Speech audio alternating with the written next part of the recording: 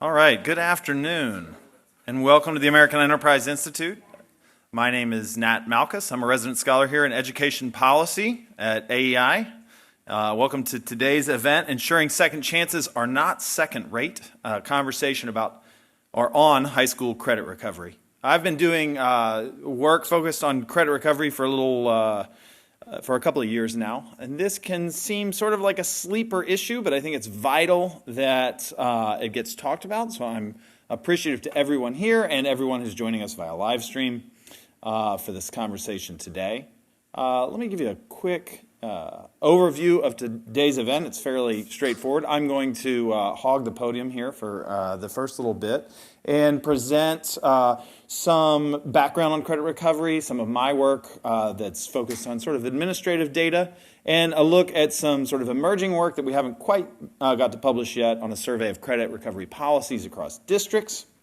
And after that, to give context, we have a trio of panelists, one from the district side, one from the provider side, and of course one from the NCAA.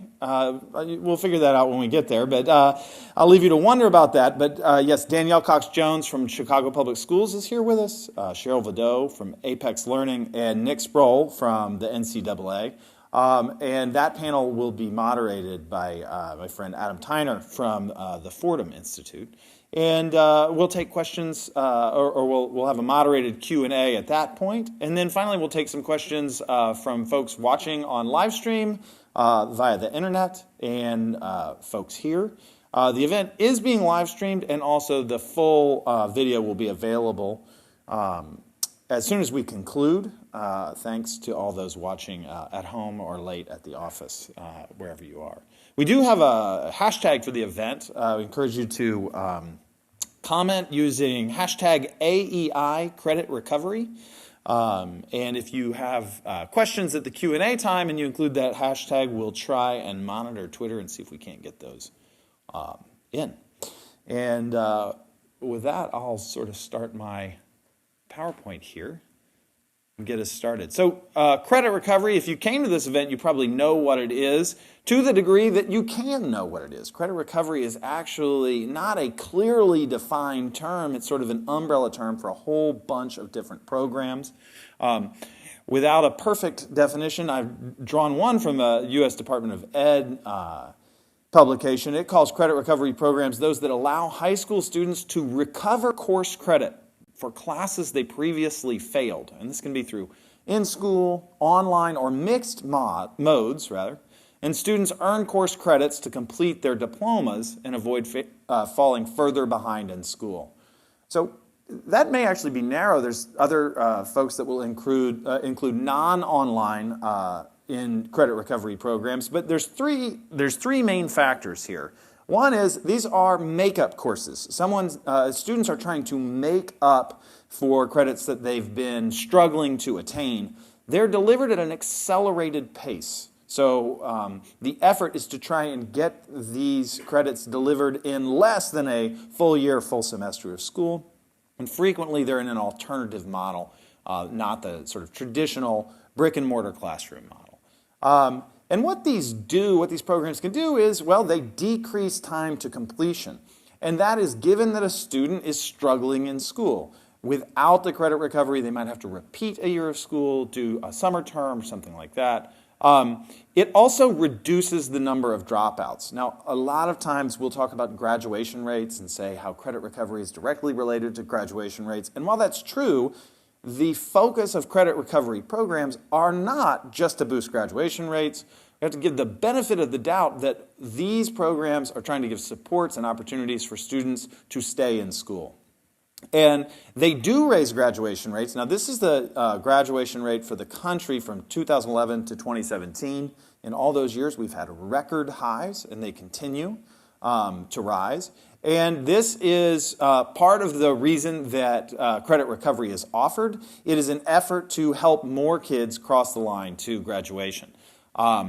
If you think about it as a decline in the percentage of students that aren't graduating in any given cohort, we've had a 27% decline between 2011 and 2017. That is major progress. Now, to put this in context, test scores have not risen by any sort of similar magnitude. And that raises some serious questions. However, credit recovery is not certainly responsible for all that growth in graduation rates, but it certainly has grown during this time and is responsible for a portion of it. Credit recovery programs, as varied as they are, they offer support to students in their best iterations. They're flexible and they're convenient so that students can accomplish them in different ways that are amenable to the circumstances they find themselves in.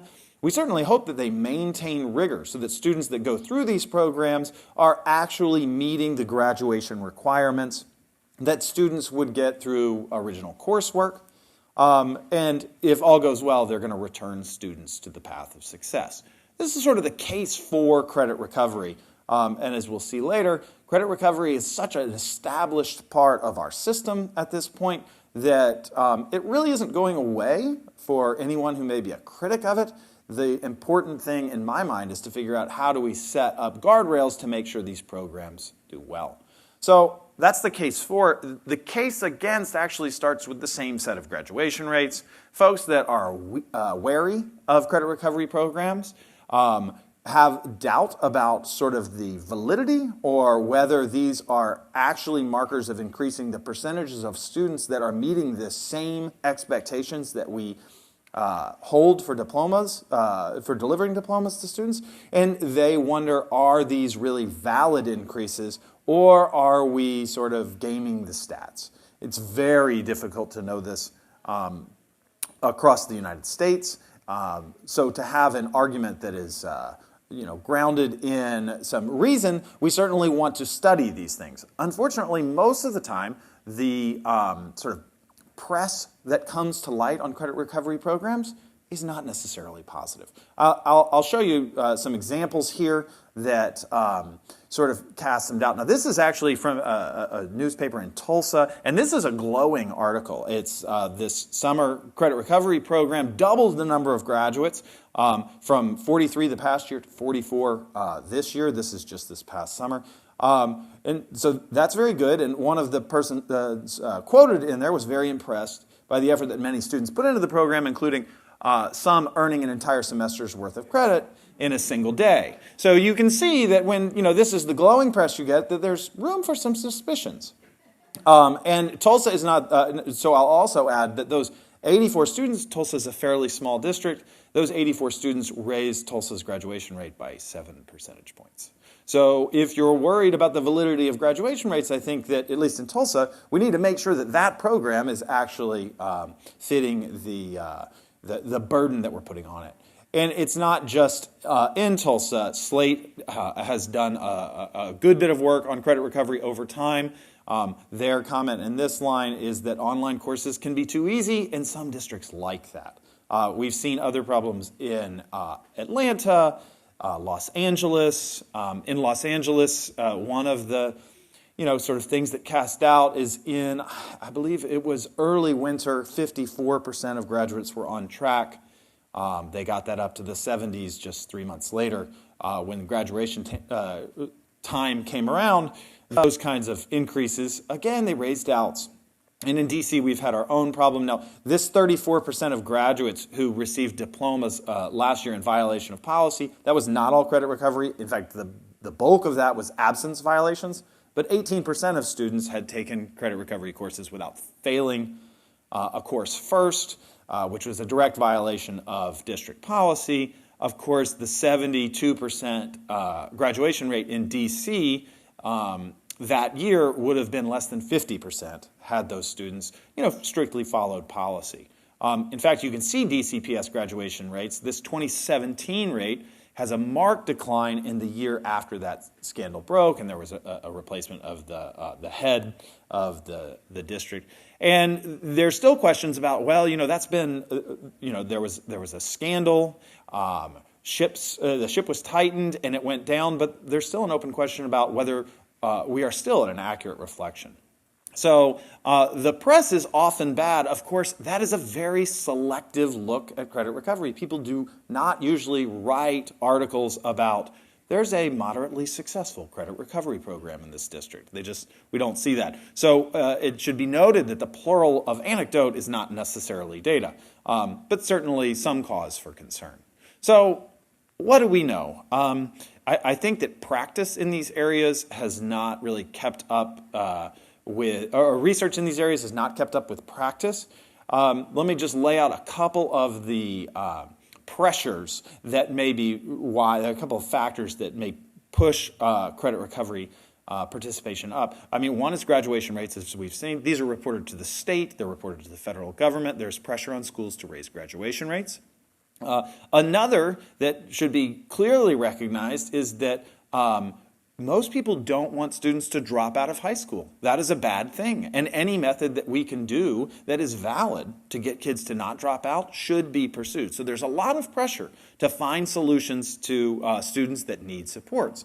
At the same time, we have had, in this period that I'm kind of looking back, this past decade, we've had much more availability of online courses. And this has been both for credit recovery, but also just for online coursework availability writ large. And of course, when we have a problem that has a lot of pressure to fix it, and we have a new tool to apply there and raise the numbers that we have pressure on, we often jump to that. So a couple of years ago, the National Center for Education Statistics, the Department of Education, had a small study, this high school strategies survey, and included reporting on credit recovery. I take a little issue with the methods that were done in this, but they reported that almost 90% of schools have credit recovery programs, and that 15% of high school students were engaged in a credit recovery program in a given year. I think if you pause for a moment and think about that, really 15% of students failed a course and then had to take credit recovery? Again, I think that number is too high. I think it's off. But certainly, there's a lot of credit recovery going on to get those numbers at all. Most of it is online. According to the high school strategy survey, most occurs during the school day. A lot of the problem was this, is it's a limited sample survey, and it didn't give as good a look as needed. I've done a lot of work with the civil rights data collection. I came out with a paper last fall called Second Chance or Second Track. This is administrative, well, it's not really administrative data. It's a civil rights data set that all districts have to report to the federal government. This has information on all schools. And it showed that about 3/4 of schools and about 6% of all high school students in regular, not alternative high schools were participating in at least one credit recovery course in the 2015-16 school year.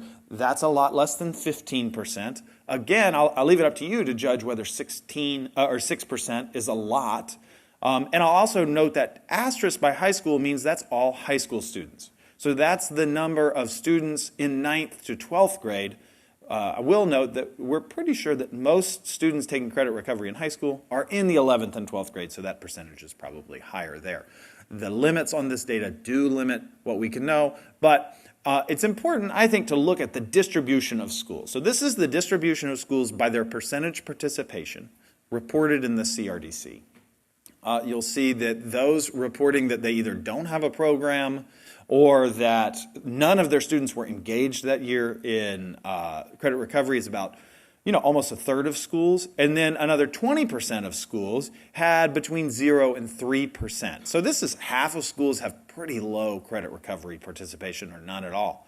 I'll also note that there may be something to the CRDC data where we have these definitions that there could be some under-reporting in some of these schools. I don't think there's much incentive for any school to over-report how many students are in a credit recovery program. There may be some incentives to under-report or some under-capture in these. Nonetheless, there's a lot of schools that don't have a marked problem in this. When you get to these low and average categories, that's just 3% on either side of the national average.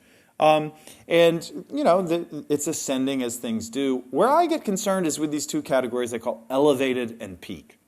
In an elevated category, that's between 9 and 18% of all high school students in this school were taking credit recovery.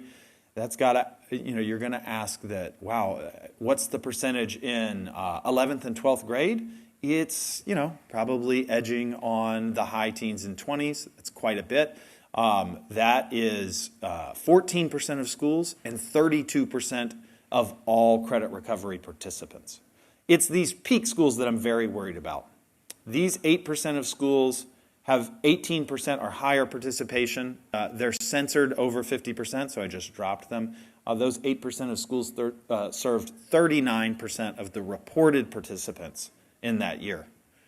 That's some high participation. I worry about those schools primarily because I don't think credit recovery is an easy thing to pull off.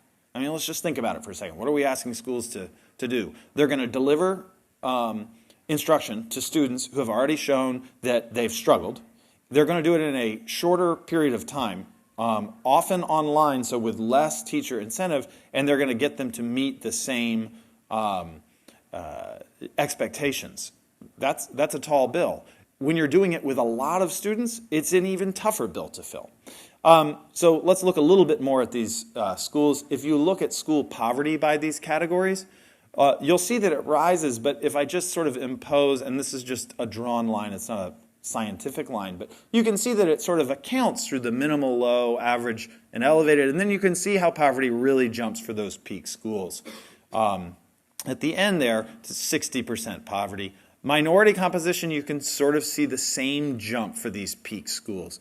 This just shows that these schools that have really high participation rates, and not all of them, not all schools that are high minority or high poverty have high credit recovery, but the schools that have high credit recovery are high minority and high poverty. And you'll see sort of a reverse pattern when we look at school reading and math proficiency scores. These are standardized within state. And then across all states, but again, you see this downward slope, which sort of makes sense. I understand that lower performing schools may have a higher need for credit recovery, but boy, that jump for peak schools is really dramatic. I mean, it's a third of a standard deviation lower than the next category, the elevated schools, and it's a half standard deviation below average. Those are large differences.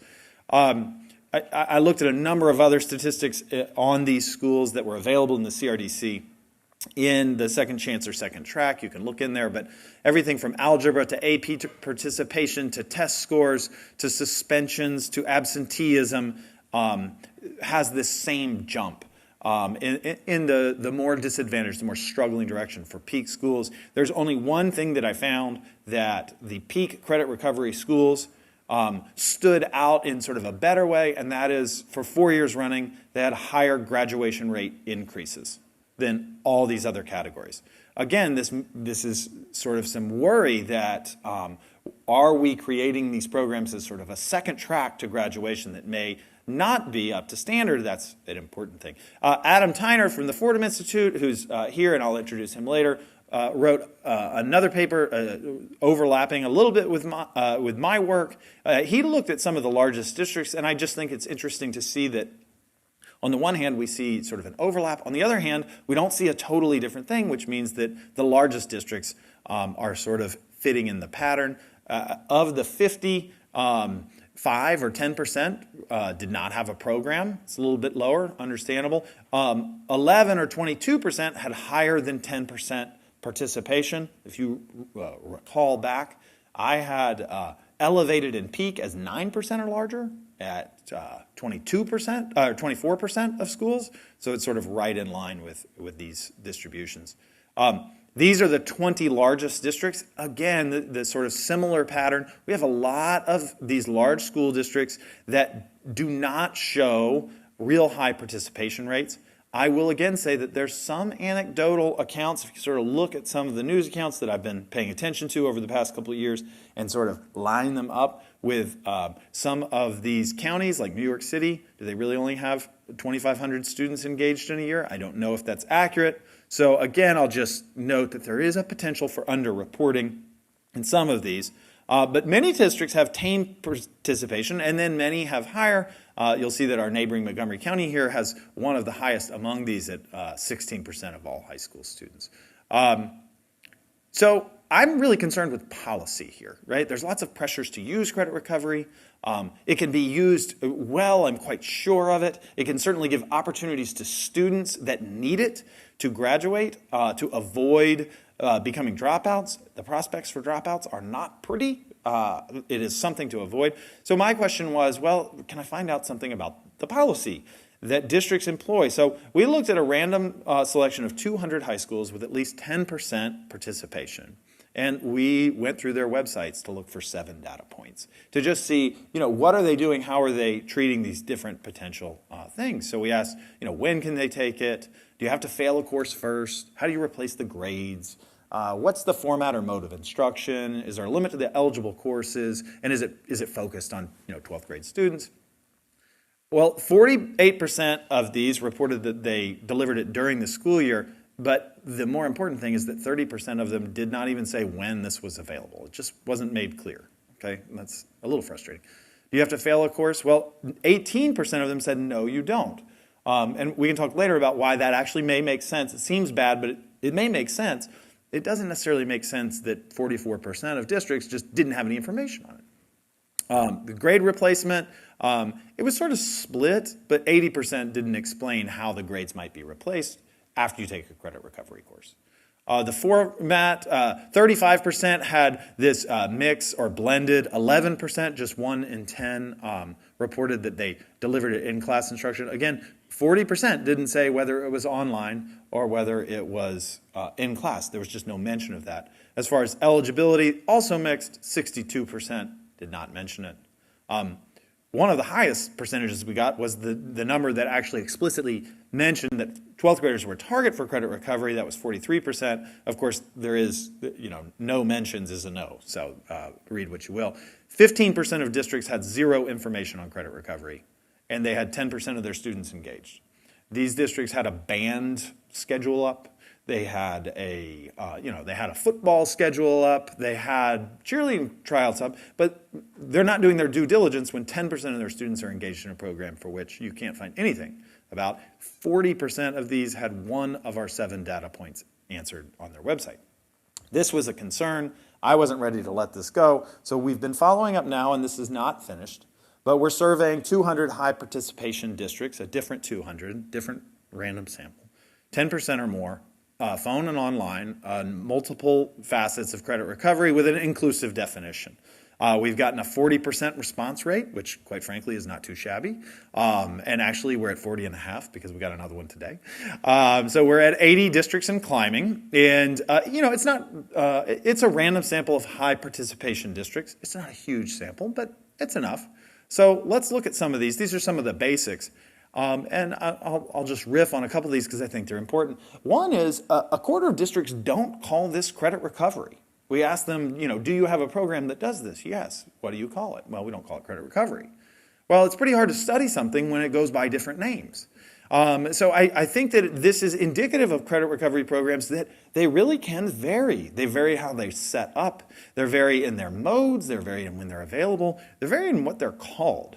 So the first thing you have to do to get data on this is you have to convince them that you have to convince a district, oh, you have a program that we want to hear about, even if you don't call it this. About 45% are online only. That means it's just an online program that could be given in a computer lab or on the student's own time, but there's not sort of a teacher engaged from the school. 48% have either both an online and an in-person program or a blended program. Very few only have credit recovery through face-to-face programs. Very, very few. Again, you can see that it's year-round for close to 80% of districts. A lot of this is, if you have an online program, then we let kids do it when they can get to it. That sort of makes sense. Again, look at how many are only available in the summer. There's 1. These kind of fit together to say summer school, which would fit the definition of credit recovery. What we remember as summer school is not carrying the same weight. That thing is just not really around anymore, or at least not nearly to the degree that we might, just assume it is. As far as this, I'm going to turn around because I can't quite see this. Must you fail a course first? About half of them said yes. About 20% of districts said no, you don't have to. I'll just say, let me pitch this because a lot of people, especially in the DC context, will think, well, that's preposterous that you should take a credit recovery course when you haven't failed it yet. But a lot of times, if you've gotten bad grades in the first 2 semesters, it doesn't really make sense for you to finish that course and then take credit recovery. So in some of these districts, they're saying, well, why don't we make up that course? Let's make up that first half of the course quickly. Let's get you back on track even faster. If you do it well, that makes sense. So just a little brief defense. Depending on the course, in a quarter of the time, whether you can make it up or not. Rolling enrollment just means, do you have to roll at the beginning of the semester, or can you sort of sign up whenever? Almost half of districts allow rolling enrollment. Do the grades get replaced? In less than half of them, yes, there's a sort of one-to-one replacement. In a lot of them, there's either a pass given and credit, or there is an adjustment to the score, or both scores. If there's an adjustment to the score that was made, oftentimes they'll cap it at like a 74 or something like that. So it's not really, oftentimes it's not a GPA fix, it's a credit fix. The number of online providers, about 2/3 have a single provider. Very few have more than 2. So this grading, I wanted to know, how often do you actually have teachers on site grading part or all of the credit recovery? Most of it, in over half the districts, it's remotely grading, and that's who grades it. So this would be online or just not somebody in the building. Less than 20% of the time is it only the teacher, and about a quarter of the time it's the teacher does some, and I don't know how much, but there's a mix there. As far as which courses are eligible, I was a little bit surprised about this. I would think this is a fix for graduation requirements. Actually, a lot of the time there's a lot more choice. I'm not sure why. I would suggest that it's because a lot of online providers provide a lot of courses. And so if we make them available, it may be that, well, there's no reason to necessarily restrict that for credit recovery opportunities. Whether you can pre-test out of modules, all these are just among the online programs in our survey. About 2/3 of the programs allowed you to pre-test out of a portion of the module. So that's, you're online and you see if you answer these 5 questions, you don't have to sit through this set of instruction. Now, if those questions are good, I just want to push on the critics here of this kind of pre-testing out. I do not want to have to watch all the videos on the DMV website. I want to be able to answer the questions and get out of them if I don't need to learn them. If I've taken Algebra 1 and I did pretty well in the first half of it, nor do I want to sit through all the instruction that I already know. So on the one hand, I think that this can be abused. On the other hand, the idea that it should just be taken out to improve quality doesn't quite make sense either. This seat time requirement is just a question of whether there is any rule in the district that you have to spend a particular amount of time on the course. I was emailed by a teacher today from a nearby county who said he was frustrated because he had a student who failed his government course. It was required. And he got a notice that the student had signed up for credit recovery and gotten credit for his course in one day. He would be frustrated by that. We would think that there's some seat time requirement that is set up as a minimum. Again, I don't think this is easy. I think it's complicated. I think it's informative that 2/3 of districts don't have one. And then finally, I wanted to know whether there was some external check. What's the percentage of districts that require that if you take a credit recovery course, we need some, school-based verification? Here's some sort of end-of-course thing or a test, a midterm, or a final that we want you to get a minimum score on. The vast majority of those, it's over 80%. It's 83% do not ask for any extra assessment. So I think these are important, and the reason that I sort of end here on this survey, and it's not a super technically important or impressive set of methods, but the reason that I think it's important to understand district policies on here are because we have so many sort of countervailing pressures. Let's, don't let that kid become a dropout. Keep our grad rates up. Let's move this kid along. He's driving me crazy. You can have all these different pressures, and I really think that school districts are the ones who have to step up and make policy to keep ensuring that credit recovery opportunities are actually opportunities and not second rate. Or even worse, we saw before how a lot of these are in relatively disadvantaged high-need schools, that we don't create a second track to graduation. That is really sort of a injustice. I think that districts need to grapple with balancing those countervailing incentives, and it's very important for someone to toe the line. I can't see that anyone other than district leadership can do that. And of course, there's multiple actors here that need to be sort of aligned to keep these tricky incentives in place. I'm very happy that we have a great panel, and Adam Tyner, who's the Assistant Director of Research at the Thomas Fordham Institute, who are going to come up here now and talk about how to align all these actors to make sure that credit recovery programs are productive. All right.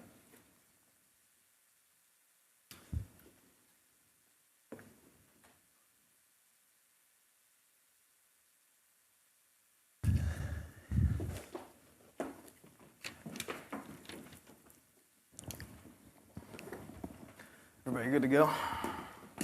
Thanks, Nat. Good afternoon, everybody. I'm Adam Tyner, Associate Director of Research at the Thomas B. Fordham Institute. I'm really excited about this panel. We've assembled a diverse set of perspectives on this interesting and controversial topic. So here's how this is going to go. I'm going to introduce the panelists. Then I'm going to ask a question to each of the panelists to kind of kick things off and let you learn a little bit more about their perspective and background. Then we're going to have a panel discussion, and hopefully everybody on the panel will feel free to ask questions and jump in, and we'll have a good discussion and debate. And then we're going to have some time for questions and answer, or questions from the audience. And apparently some online questions, which you'll have to tell me how that's going to work. I'll take care of tying them in. If we Okay, excellent. Great. So let me get into, let's introduce the panel. So we have Cheryl Vito. She is CEO of Apex Learning, one of the largest credit recovery vendors in the country. We have Nick Sproul. He's the director of the Eligibility Center at the National Collegiate Athletic Association, that's the NCAA, where his department reviews high school courses to determine if players have satisfied eligibility criteria. And so his team has to review lots of online learning and credit recovery programs to determine if student athletes have satisfied their NCAA requirements. I'm looking forward to hearing his perspective, kind of a different perspective than the rest of us. Also offering a different perspective is Daniel Cox-Jones, who is Credit Recovery and Virtual Learning Manager at Chicago Public Schools. Of course, Chicago is the third largest school district in the country, and it's a district that has seen skyrocketing graduation rates in recent years. So we've got her for the district perspective, and then of course we have Nat Malkus, whom you all know, author of this recent report and an upcoming report on credit recovery and resident scholar here. So I want to start with Cheryl. And Cheryl, can you tell us about Apex's role in the credit recovery ecosystem? And tell us how you respond to people who are skeptical about schools and districts outsourcing courses and accountability to vendors, especially for-profit companies like Apex. Well, it's interesting that what you highlighted about Apex is that we are one of the largest credit recovery providers, because we didn't start in credit recovery. And that's one of the things I think that's really important to think about when you think about Apex in particular, because certainly that's where a lot of our digital curriculum is being used today, but that's not where we began. And we consider ourselves more of a broad-based digital curriculum provider. We cover a complete curriculum for grades 6 through 12 across all core subject areas, math, science, English, and social studies, and all of those many other courses that Nat talked about, the many, many electives that high school students need. But what really I think is significant for us is we started at the other end of the spectrum, if you will, with advanced placement. We began as a developer of advanced placement courses, online advanced placement courses, which obviously have to meet very rigorous standards that are set by the College Board. And we started providing those as online courses in a virtual model with actually our teachers providing that instruction and meeting the needs of school districts across the country who even today are still not offering advanced placement courses. One of the things that we have always focused on is the integrity of our curriculum. Not only do we focus on breadth and depth and standards coverage, but outcomes. Starting with advanced placement, we were able to look at our courses meeting the College Board standards, but also to compare our students' results on the College Board exams. And our students have consistently, from the first courses that we released, either met or exceeded the national averages for performance on the College Board exams.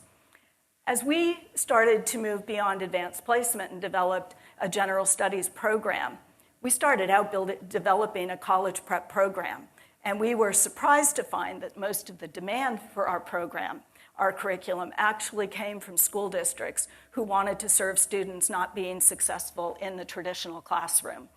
We had a college prep curriculum and learned very quickly that when we started serving credit recovery programs and other programs serving those struggling students, those students needed significantly more help with their digital curriculum, with their learning.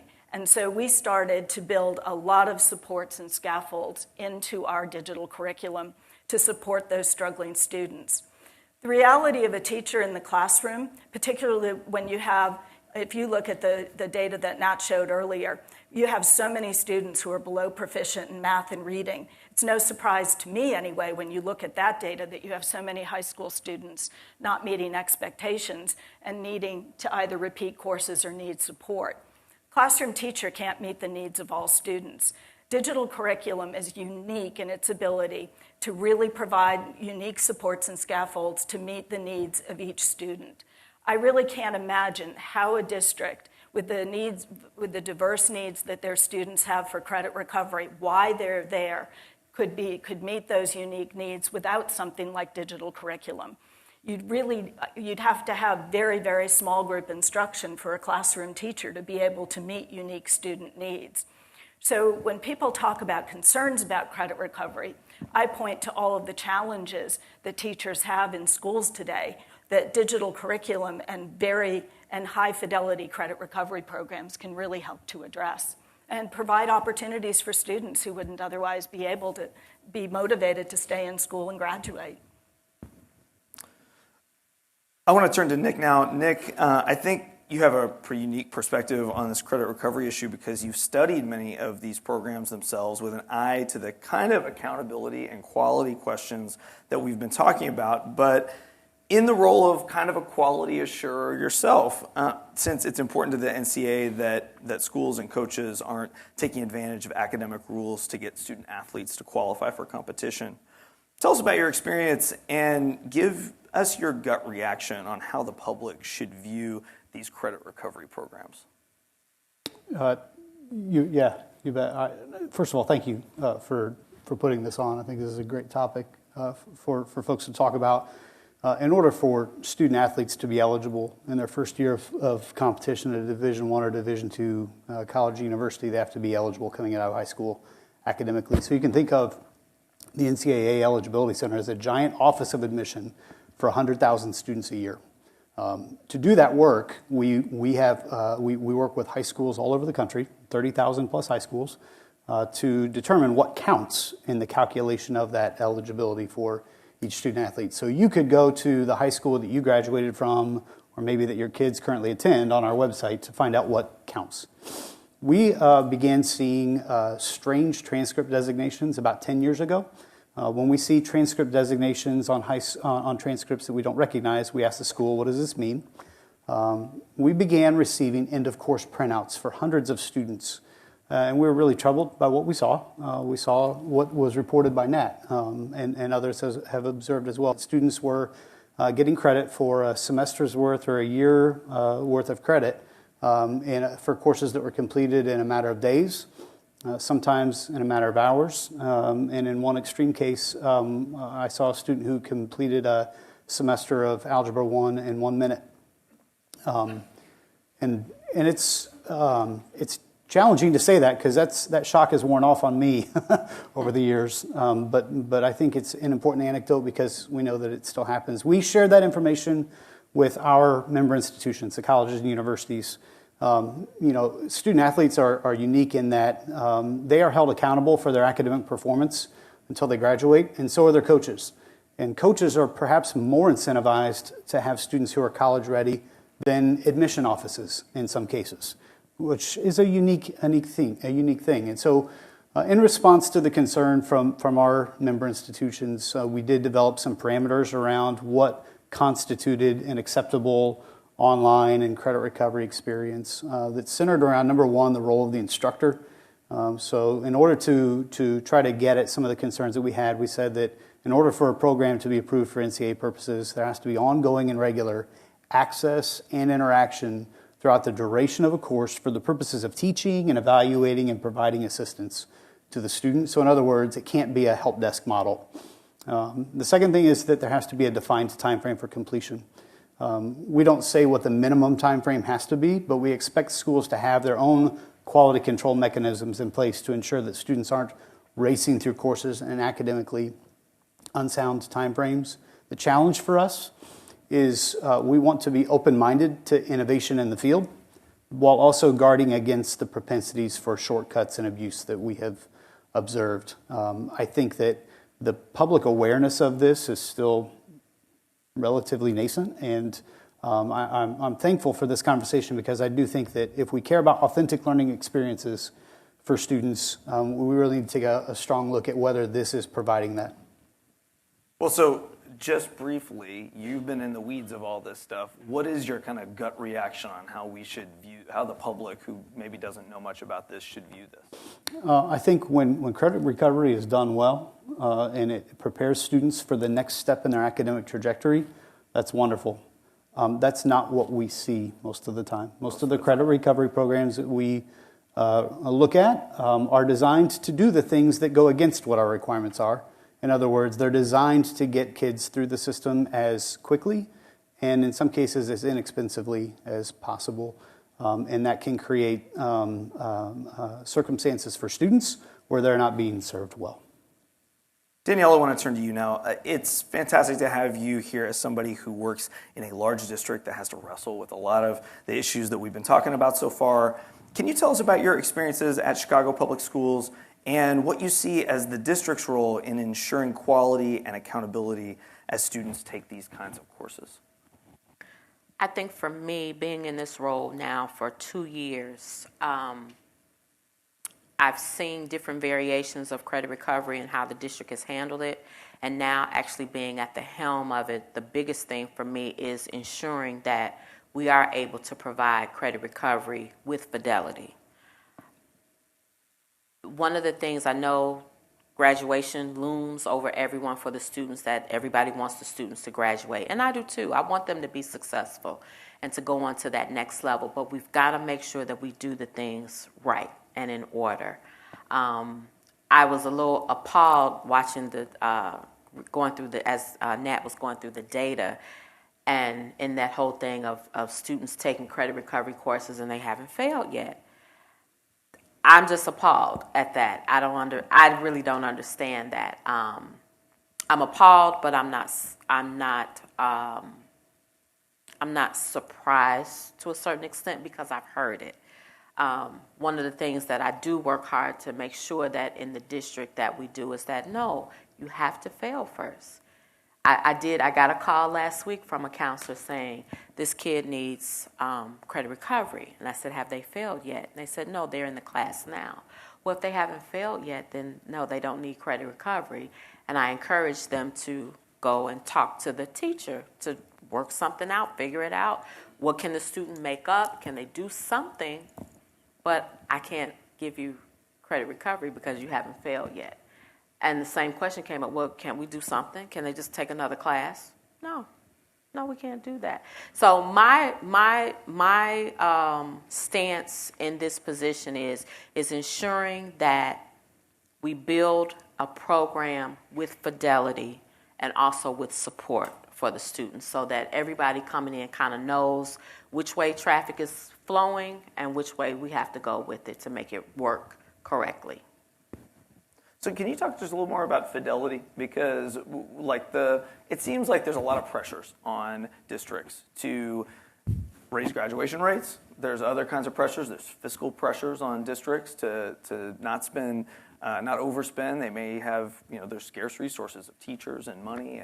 And how do you think about it as a district administrator, trying to hold the line on making sure that implementing the fidelity that you're talking about? Fidelity is all of that. It's how much are we spending? Are we overspending? Are we underspending? Are we not putting the resources in the correct places? It's ensuring that we're getting the right students at the right times. As the research showed, a lot of times you don't see students until their 11th or 12th grade where they're finally coming in for credit recovery. But now we want to kind of back that model up and bring it back to the beginning. 9th grade, you fail first semester, then you need to be either in evening school second semester, or you need to be in summer school at the end of your freshman year. So we want to make sure that we are getting the right students at the right time, getting them to make up those credits earlier, sooner than later, and being fiscally responsible, making sure that the courses that the students are taking, be it in front of a face-to-face teacher or be it online, making sure that the student is doing the work themselves. One of the things that I found coming in is that when students are taking online courses, everybody wants an online course. Everybody wants online courses, and that's great to a certain extent, but we have to make sure that you're not paying the cousin down the street or the auntie or the neighbor around the corner who's pretty smart. We want to make sure that the students are actually doing the work. So because of that, I've had to put in specific guidelines around how students are completing courses, when they're completing courses, where they're completing courses. You can't take a course and be in the course all year and nobody's checking, nobody's monitoring. So just making sure that we put in those guidelines along the way so that everything is done with fidelity. So we've already got a little bit of a disagreement on the panel, which I'm excited to explore, because Nat, you were kind of sticking up for the idea of students being able to take the classes before they had failed the course, and Danielle's saying that from her perspective, that's a danger from a quality perspective. Do you want to ask Danielle any question, or do you have a comment on that? Yeah, I mean, I don't know what the answer is on this. I think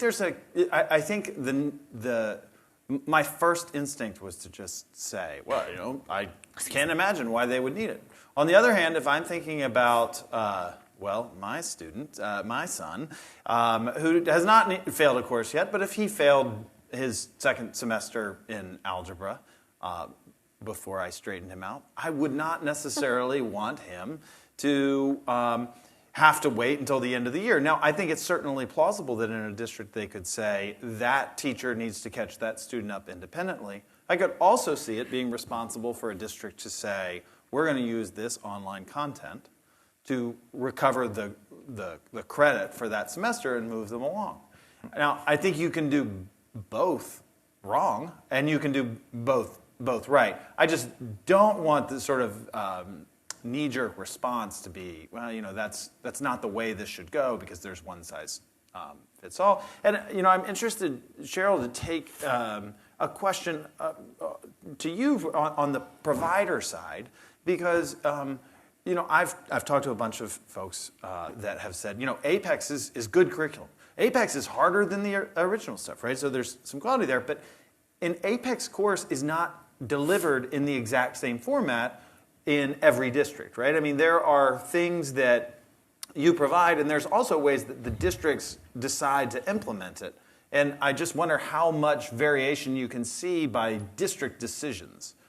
It's a good question. Our courses are our courses.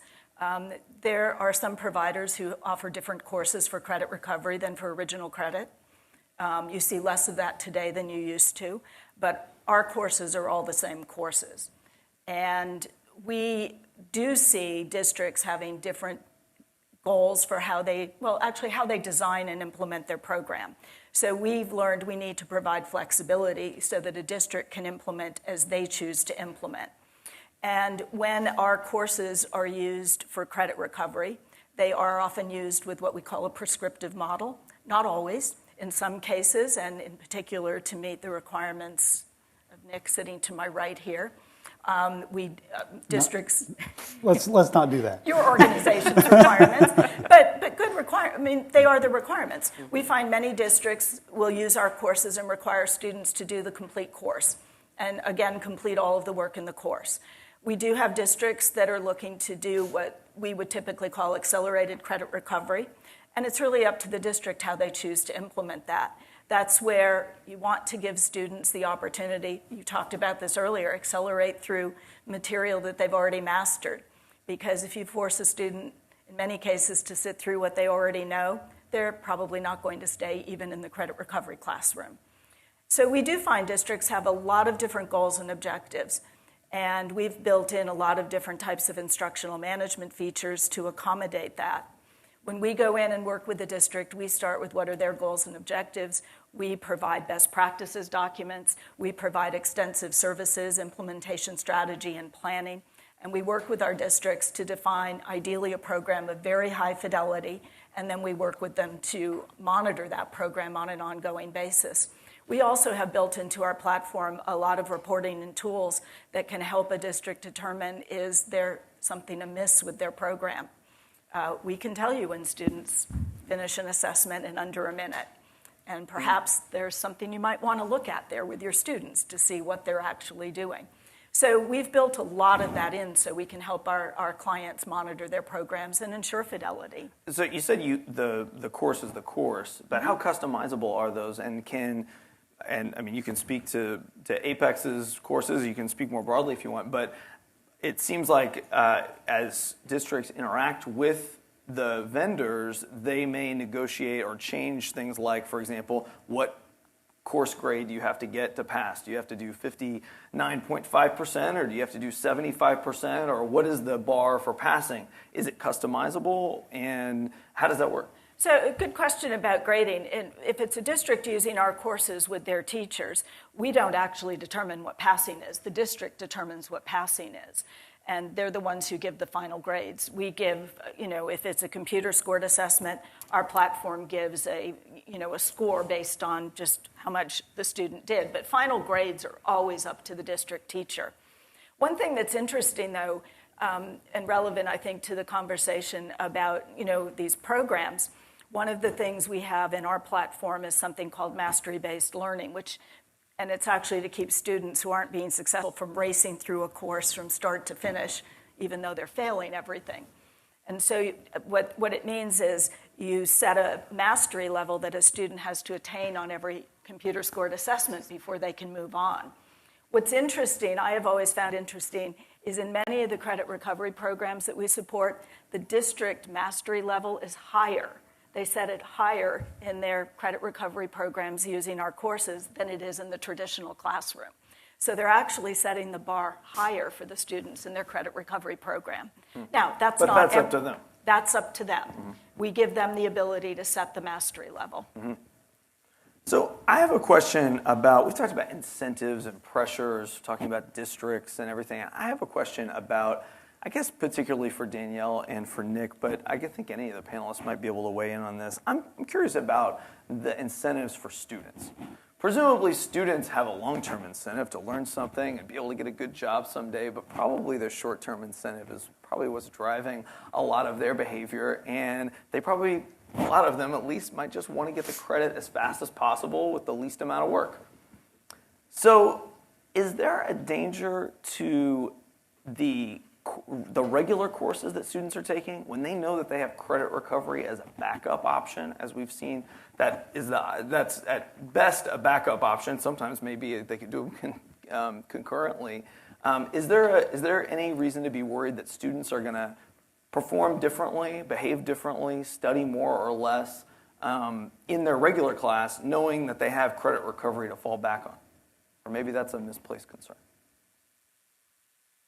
Anybody? I mean, I don't have a great database for this, so I turn to Twitter. And when I look at, I actually do. I really think it's pretty interesting to look at Twitter when people mention credit recovery, because you see all these students who are talking about credit recovery, and Twitter is a multiverse that is to be avoided. But a lot of times I've seen things on there where people say, I'm done with this. I'll just do credit recovery. Now, you don't see a sentence like that until the thought has come up.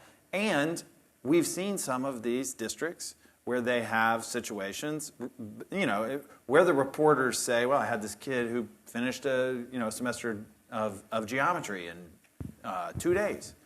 You can see all these things lining up. In fact, I think that it's almost, with so many thousands of high schools, it's a given that there's going to be some bad credit recovery programs. Of course there are. And when we find them, it's a given that there's going to be moral hazards for students that can find the easy way out. And so, I think it's incumbent to pay attention to those things and for districts to set minimum standards for these things. I think it can be done. I just think that a lot of the incentives are pointed the wrong way. And especially, I'll just point one more thing, is that a lot of the incentives that we have, there are definitely incentives for maintaining rigor in courses, make sure that we defend our expectations for diplomas. Those are just not pointed incentives. They're just they're important, but they're soft and they give way very slowly. Whereas a graduation rate is very hard and very easy to see, and you can index your own performance on it. So oftentimes, if those two incentives are countervailing, you can identify which one's going to carry the day. Mm-hmm. To your point about would students choose to not be successful in a classroom in order to get into credit recovery, I'm not sure that any student chooses to go into credit recovery. But I will tell you that many of the programs in districts, and this could be affecting your data, when you talk about a credit recovery program, it's also a program that's serving alternative students, sometimes with initial credit. And what you do find is students choosing to go into those alternative programs as opposed to the traditional classroom, because the individualized learning that they experience in those programs better suits their needs. How do we know it's that and it's not just easier? Well, I can tell you with our curriculum, it's not easier. Well, you're speaking for one vendor, Correct. And we can assume the best about it. But when I've asked, there's a lot of variation, right? There is variation in curriculum. But what I can tell you, when I talk to students who have opted to go into a program that's using digital curriculum, and obviously it's ours, and if I'm talking to students in our client base, but sometimes they can go at their own pace, and that's important to them. They need more time than they have in that traditional classroom.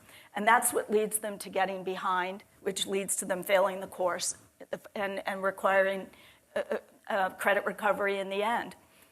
Students who are English language learners or not proficient in reading get more support in a digital curriculum like ours because we've built those supports in. So there are reasons students would choose to go into an alternative environment. And an environment doesn't have to be without teachers either. Most of the programs that use our curriculum have teachers in the classroom working with those students. Yeah, I just want to jump in on this because I think it's so important, and because I dropped a slide. So it didn't show you how many of the things, but a large number, majority of the credit recovery programs that are online are in a single classroom, and they are with one teacher who's not necessarily a subject matter teacher, right? And sometimes it's not a teacher. It can be in 10% of the programs, it doesn't have to be a teacher. It's sort of the help desk thing. And I just, I think it's important to examine the logic. And again, school district leaders, I'm talking to you. Examine this logic. Credit recovery is for people who are behind to learn faster on things, with less touch by teachers. That is an extremely difficult formula to pull off. And so I think involving teachers and keeping them engaged is vital, but it's not really part of the resource equation, right? Because we don't want to spend more money on these. We want to do it faster and cheaper. And because we're spending money on an online curriculum, we probably want to pull that off of the teacher's shoulders, and I'm not sure how that. I see how enticing that is from a resource perspective. I don't know if it would work. Let me say this. In Chicago, the students hate it because they either have to go in the evening, so either Monday, Wednesday, Tuesday, Thursday, or they're going on Saturday.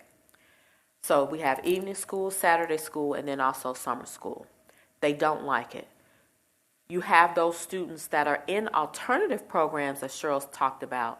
Now, you have students that may want to get into that, but by doing that, that means they are leaving their regular high school. So in a sense, they're dropping out of their regular high school to go into an alternative environment. Those alternative environments, they look a little different because you don't have to have that full course load like you would in a traditional high school. You're going possibly half a day.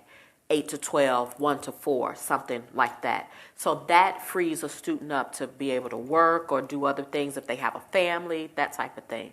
So that alternative environment, although it gets wrapped into credit recovery, it's not always all credit recovery.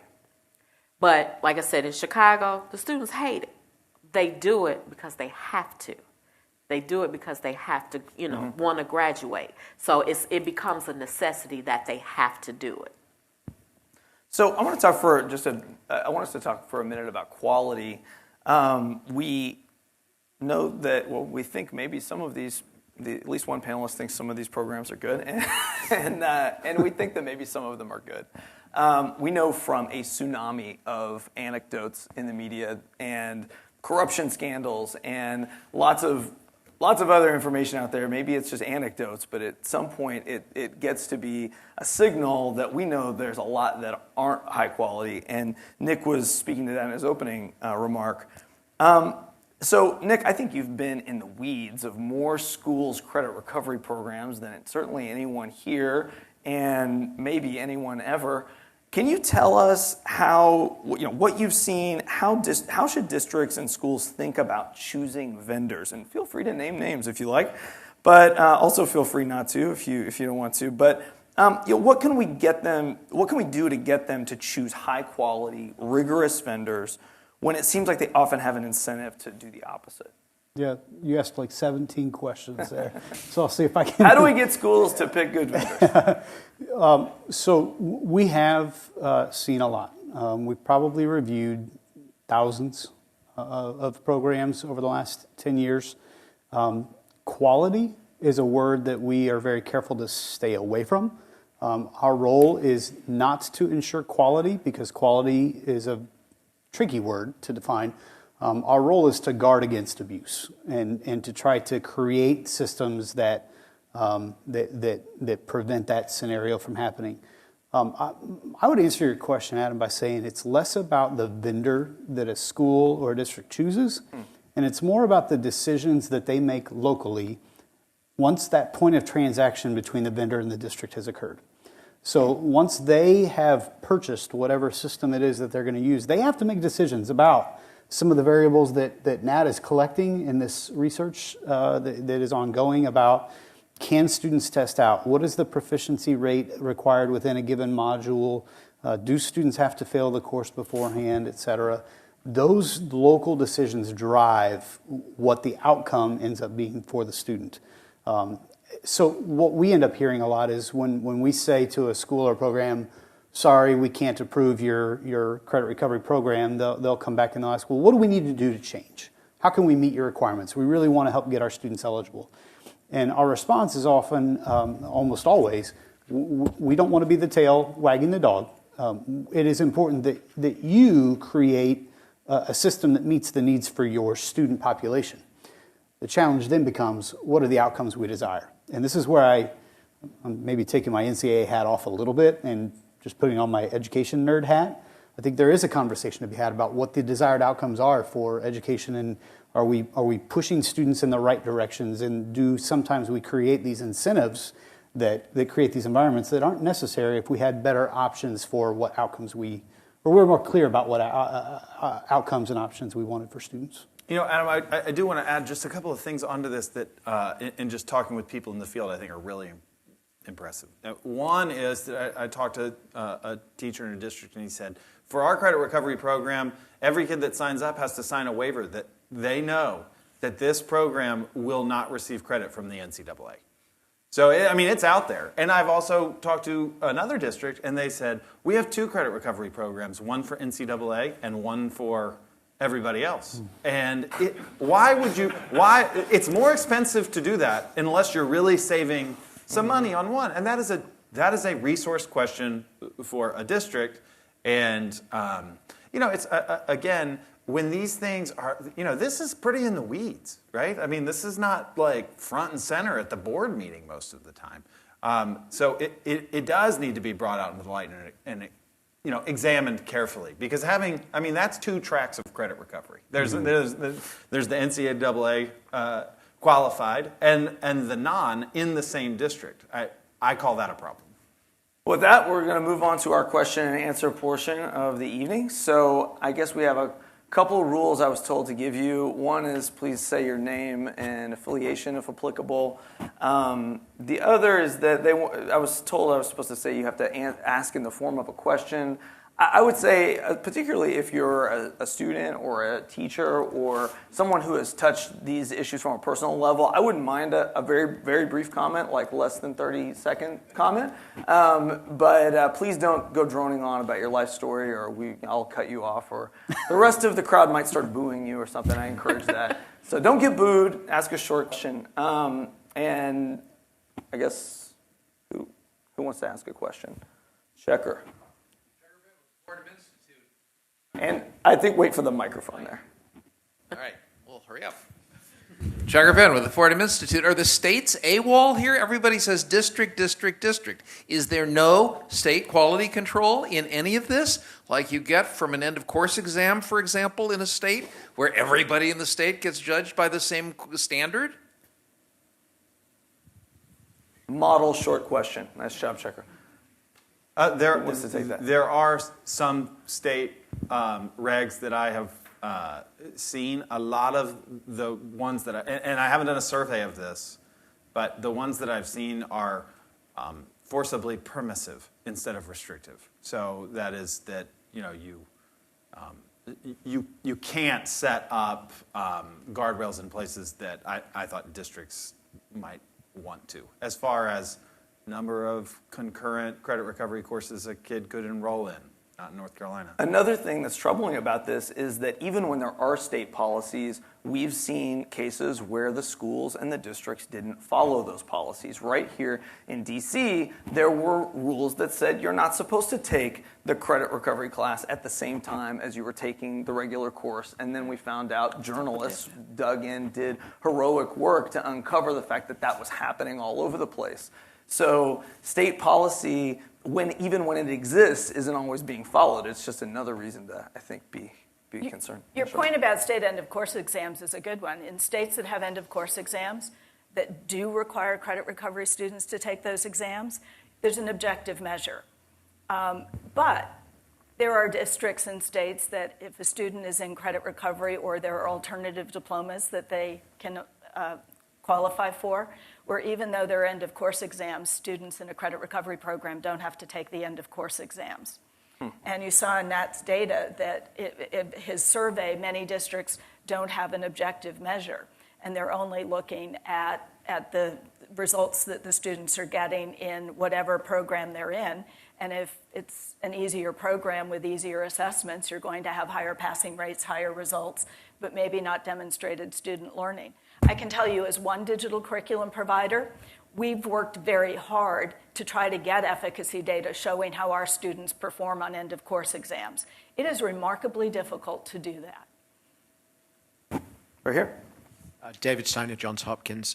Nat or Adam, did you ask what to me is the most fundamental question of all, which is the fail rate, the pass and fail rate on this stuff? I'm a state board member in Maryland, and I asked about Baltimore City, where 36% of the graduates last year graduated thanks to something called the Bridge Project. It's actually when you fail an exam. And I asked for the fail data, and they couldn't find a failure. Not one, right? This is a district of 84,000 students with a 36% Bridge Project rate. What did you ask? And if not, why not? Now, so I didn't ask because it would have been a much longer research application for each district. And with a short survey, I could just sort of bully my way in and say, no, this is public data, answer it. So that's part of it. And I'll note that I've looked very carefully at the bridge data. And so, Checker, to your question, there's your end of course assessment hole in the bridge data where I think it's 39% of Baltimore City students graduated. And the other high percentage was, I think, 24% in Prince George's County.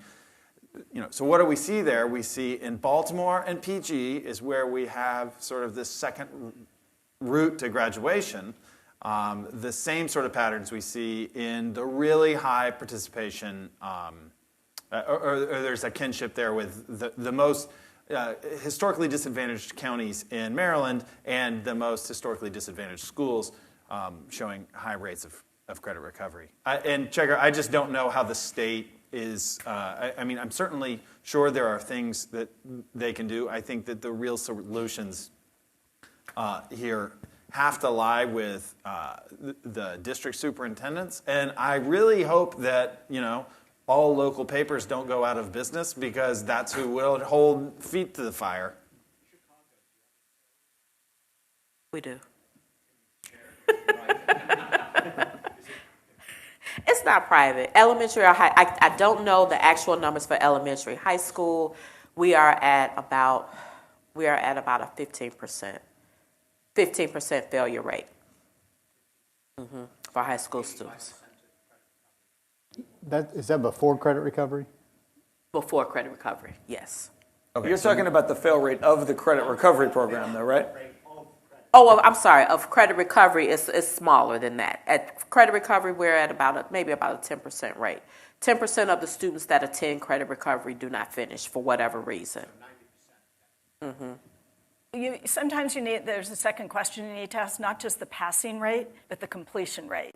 Because often in credit recovery programs, there's a very high rate of withdrawal early in the program that doesn't get counted. And so those who finish do tend to pass. So there's another level of data that you might want to look at.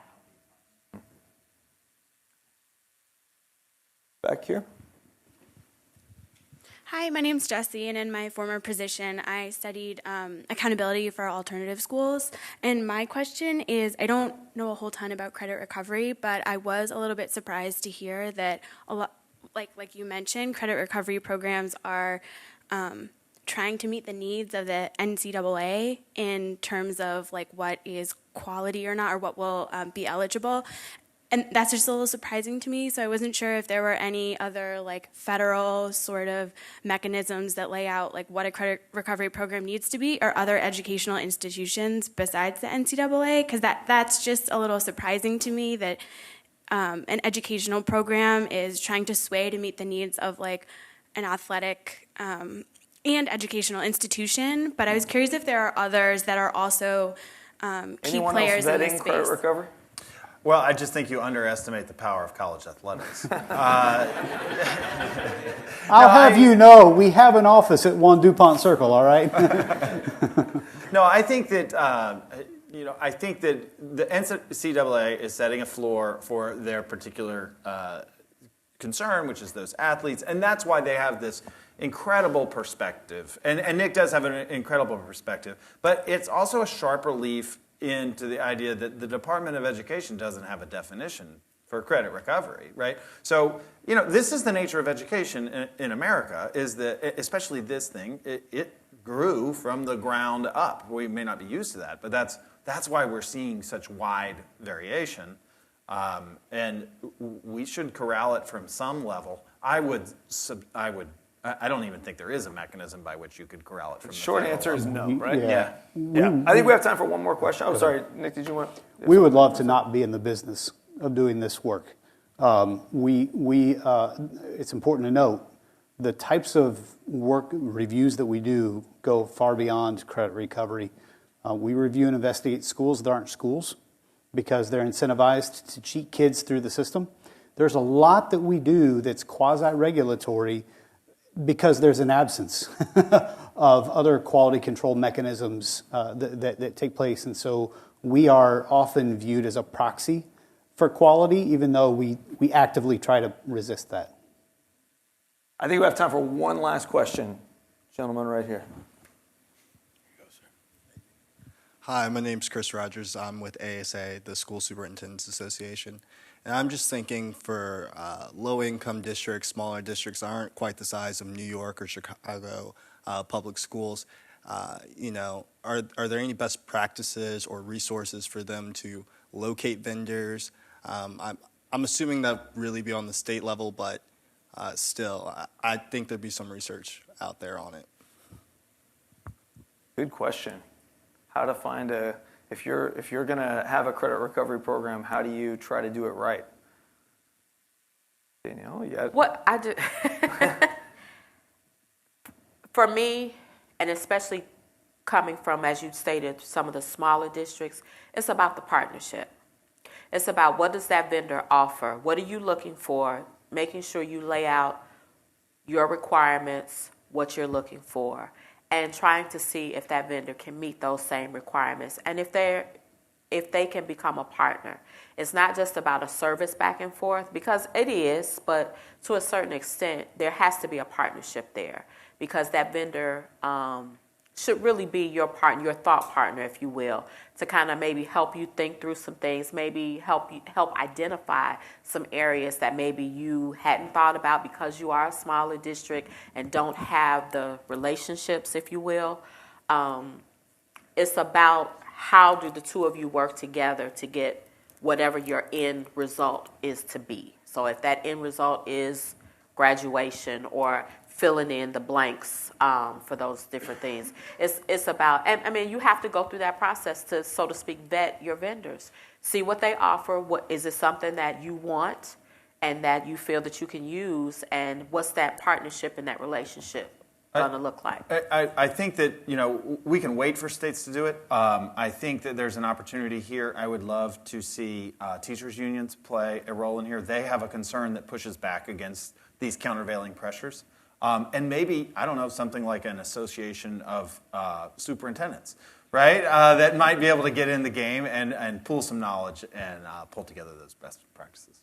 I think that's going to have to be the last word. Thank you all for the insightful questions and the discussion. Hope these discussions continue outside the room as well. Please join me in thanking our panelists.